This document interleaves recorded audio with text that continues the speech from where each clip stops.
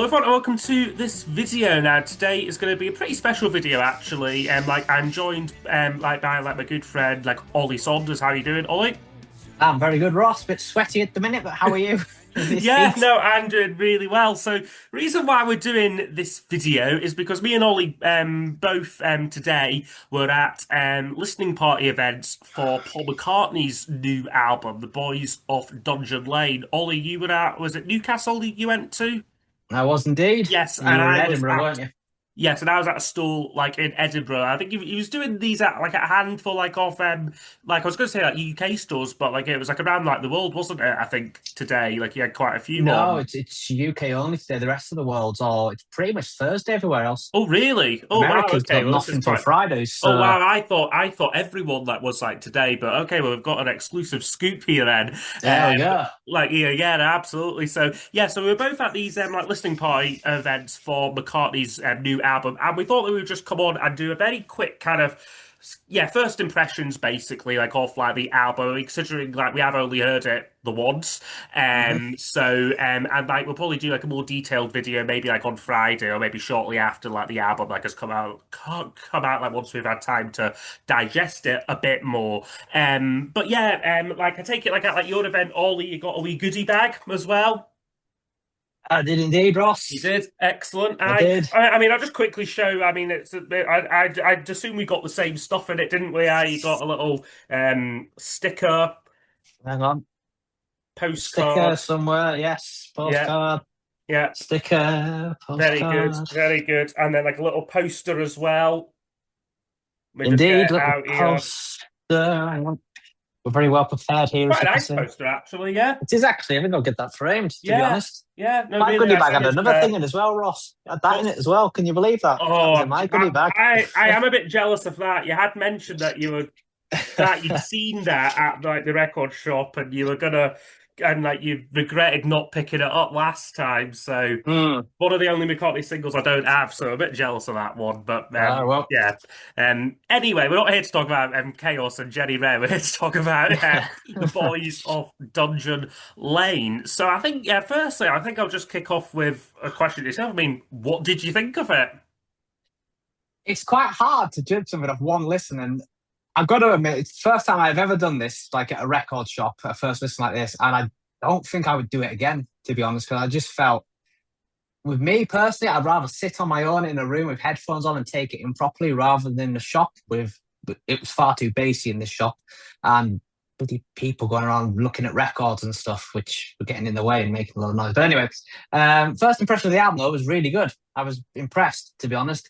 Um, some of it felt a little bit samey, I thought, and the songs kind of all blended into one. And I had to look on my phone at one point to see what the track listing and everything, because I just thought, what song are we on here? Because these last few have all sounded a bit samey, but I think it will grow on me. I tend to find this with McCartney albums when new ones come out, they take a little while to grow.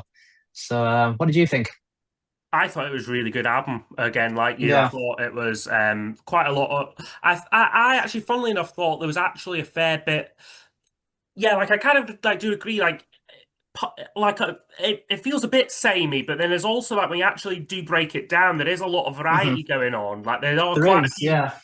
heavy rockers on there, and then hmm there's a couple of more tender acoustic stuff, and then there's a few kind of it's I guess life could be hard, a bit more kind of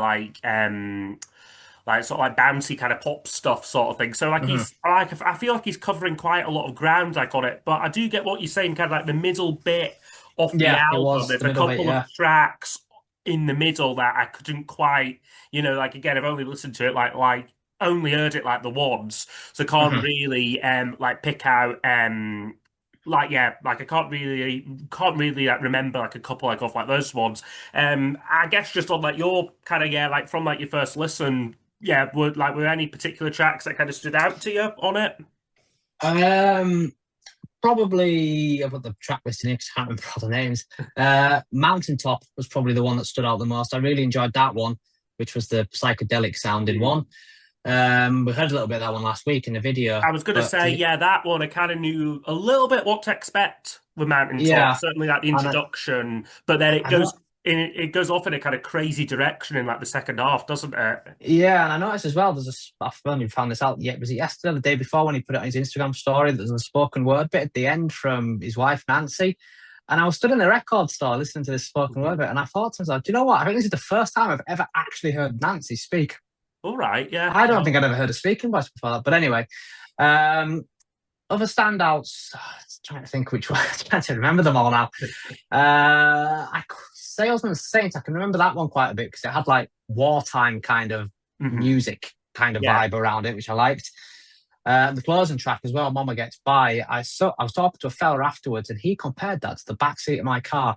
Well, funnily enough, yeah, like I saw a video. I'm sure it was I can't remember like the guy like who hosted it, but it was the guest he had on was Luca Perossi. I think he's wrote quite a few Mhm. McCartney books, and he said that Mama Gets By was a bit like backseat of my car. I couldn't quite No, hear I it, didn't either. and I didn't know what he was on it about, to be maybe honest. left and it maybe left and like it maybe left me a bit disappointed because I was kind of like expecting it to Yeah. explode into something else or to develop. It was a Mhm. nice song, don't get me wrong, but I was Yeah. maybe expecting more when people were comparing it to stuff like Backseat of Yeah. My Car. It wasn't quite that.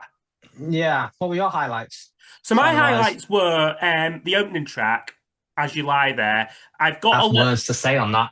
Oh, do you? Okay. Well, I've got like a little cheeky clip that I took during like the listening event that I'm gonna put in now, like into like the video, Yeah, you that 10 sneaky second boy, Ross. snippet, like of like yeah, I know I'm risking it all here. So like I'll put that in now so like you can hear like a little bit of like As You Lie There.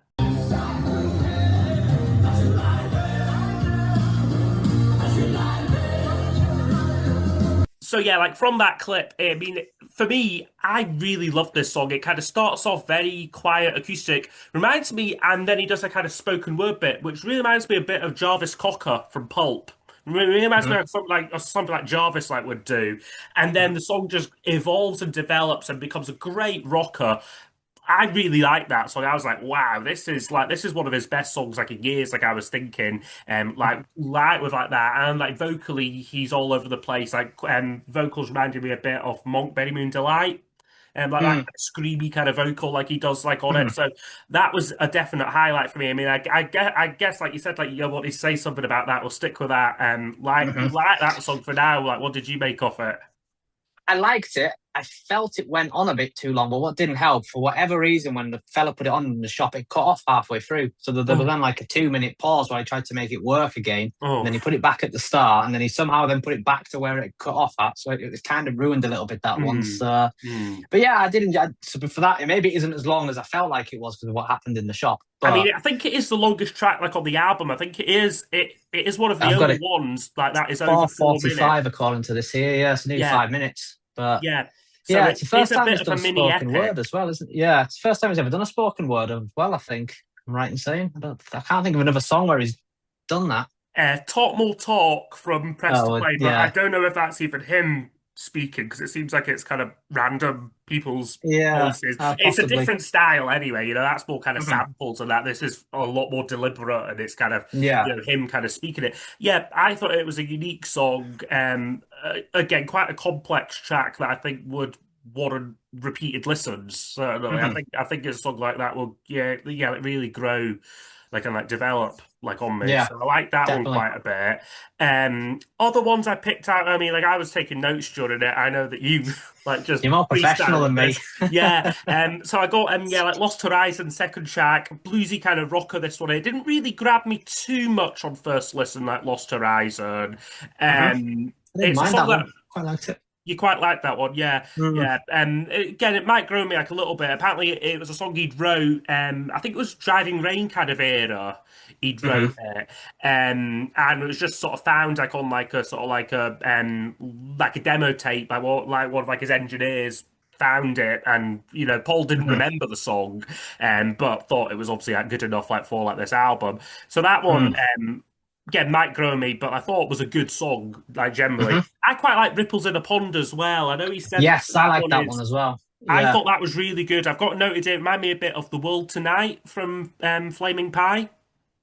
I would have to listen again, to be honest. I Yeah. can't remember it that much. I can remember the lyric, him saying ripples in the pond. I can remember him saying Yeah, that, yeah, but like, and I quite like the kind of like there's a lot of kind of call and response backing vocals going on like with it as well. I thought it was a really mhm. well put together song, and maybe lyrically a little bit weaker. Like I think there's a couple of tracks like on this album which kind of first listen the lyrics seemed a little bit kind of basic, kind of like love songs. Yeah. I think this is one that he's kind of said like was a song for Nancy kind of thing. Mhm. Like so the lyrics are a little bit yeah, kind of sort of surface level kind of I love you sort of kind of thing. But Yeah. this song like what I think would actually really work well like as like a live track. I could kind of imagine him doing this one live actually, like and it coming across really well. Mhm. That'd be good to see him do a lot because he did Days You Left Behind live, didn't he, He did, the yeah, other week, yeah. which I quite liked. I actually kind of preferred the arrangement on that live performance to the record, to be Yeah, honest. But yeah, like it's a really nice song. I mean, it's certainly, I mean, like, yeah, it's already been out like a good couple of yeah, years, yeah. like Days Were Left Behind.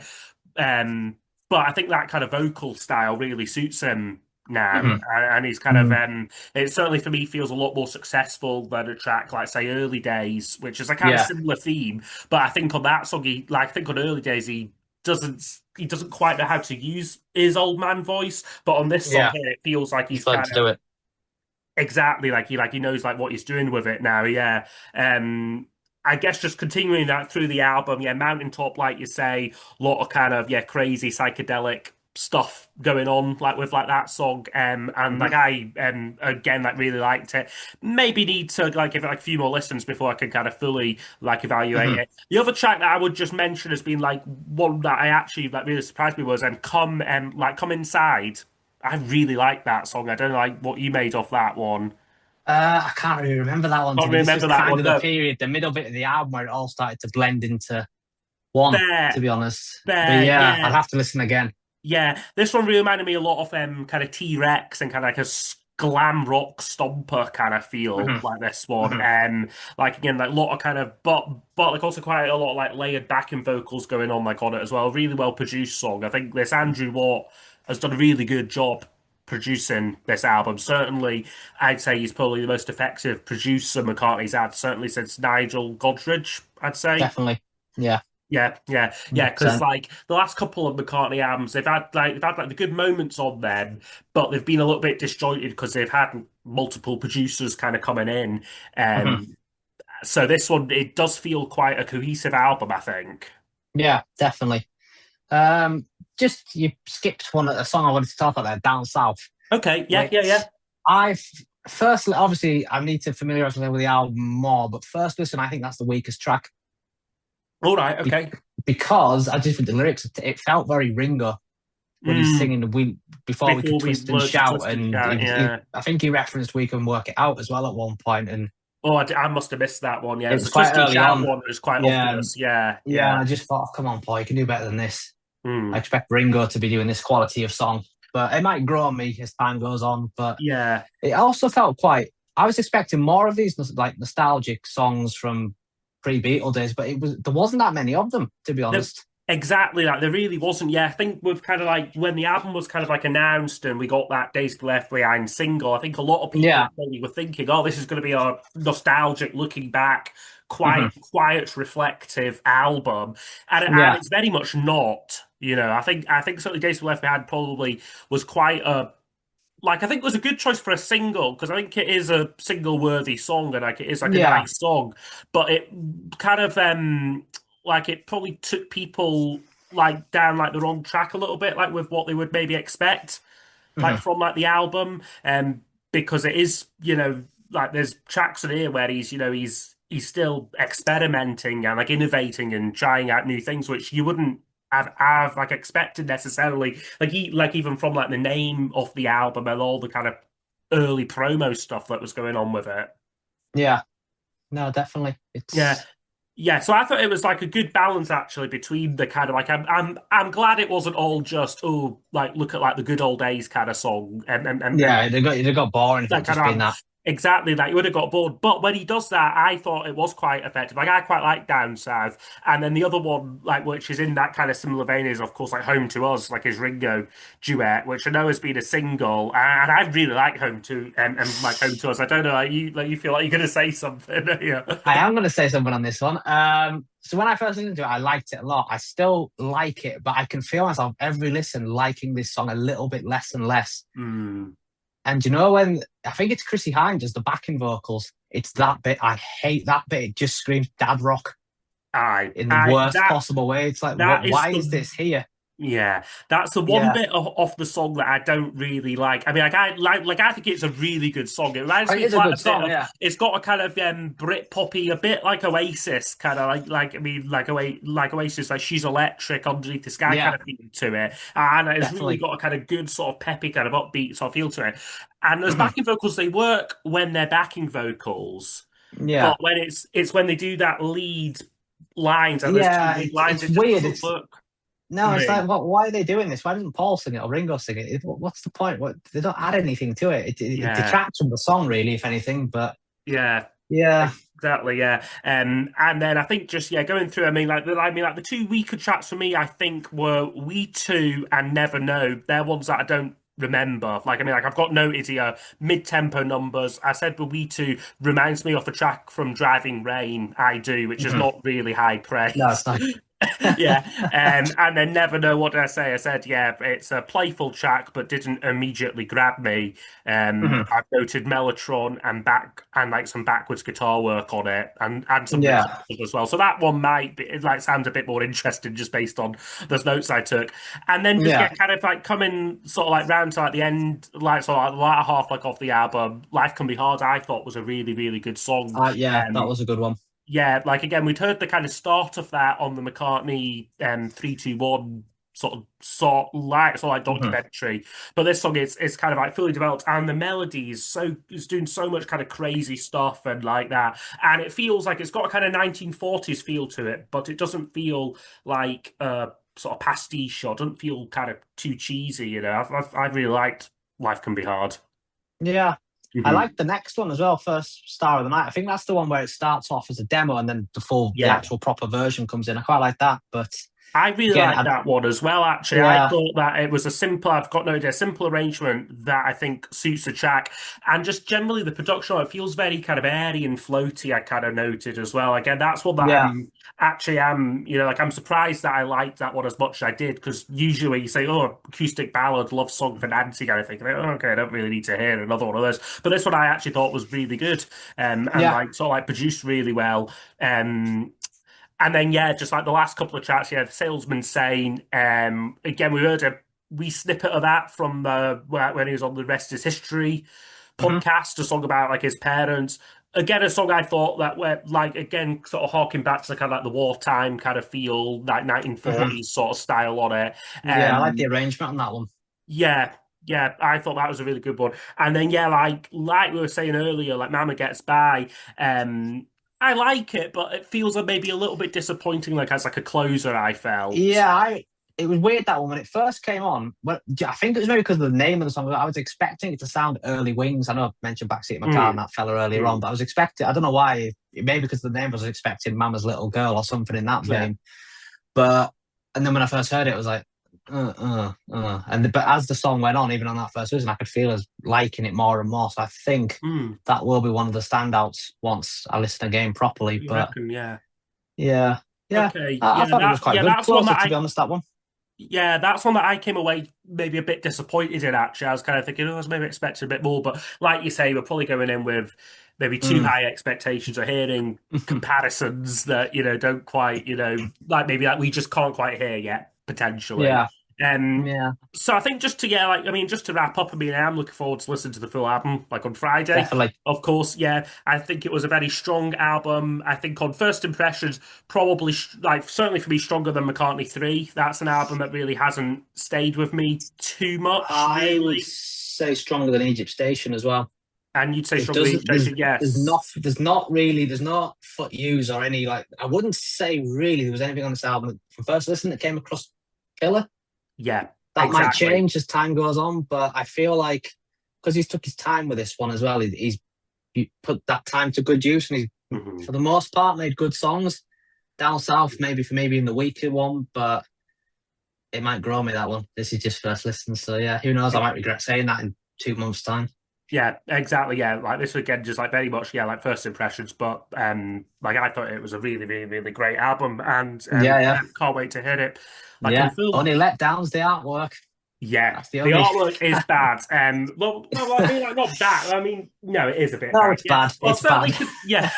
Yeah, they're certainly considering the fact that the gatefold to it is this great collage and is kind of like a Yeah, like a really good cover. Like even though I mean, yeah, it's maybe is leaning a bit too hard into like the nostalgic thing when the whole yeah, album actually there's maybe only like say three songs that are properly yeah, nostalgic. Like I'd say like the only three like that are kind of yeah. And that you know like I was gonna say there's maybe a bit more. I guess there's Salesman Saint, there's yeah. Home to Us, there's Down Hmm. South. Days Were Left Behind, and possibly As You Lie There in terms of like the theme, because he said that it was written about a girl he fancied in high school or something. But Yeah, but musically, it's current. It doesn't feel yeah. like a looking back kind of song. So I wouldn't really count that one. So there's only like yeah four kind of true nostalgic old man looking back on his life kind of songs like on it. So Mhm. I feel that the whole kind of maybe artwork and theme of the albums maybe a little bit lost perhaps in that. Yeah. I think he should have made something like Mountaintop the title track. Mm, Obviously, I haven't. I need to see all the lyrics properly to see if he has made the right choice for "Days We Left Behind" being the title track, but yeah. or what includes the title lyric, I Mm. suppose. But yeah, do you think we'll get another single before Friday? One more, or Probably not. Probably not. I think yeah, we're kind of too close to Friday now that it's just seems like it'll come round and then people can kind of make their own minds up about what their kind of favorite yeah, tracks are and the tracks they want to hear and that. yeah. Hmm. Yeah, like I'm not sure we will, but yeah, no, like I am, yeah, I'm very much like looking forward to it, and yeah, it's been great to have you on to chat about it. So Thank you for having me on, Ross. no problem at all. So yeah, that's all from me. So I'll see you all next time for the next video. Goodbye. See you later. The roses in the yard began to wilt and made me turn to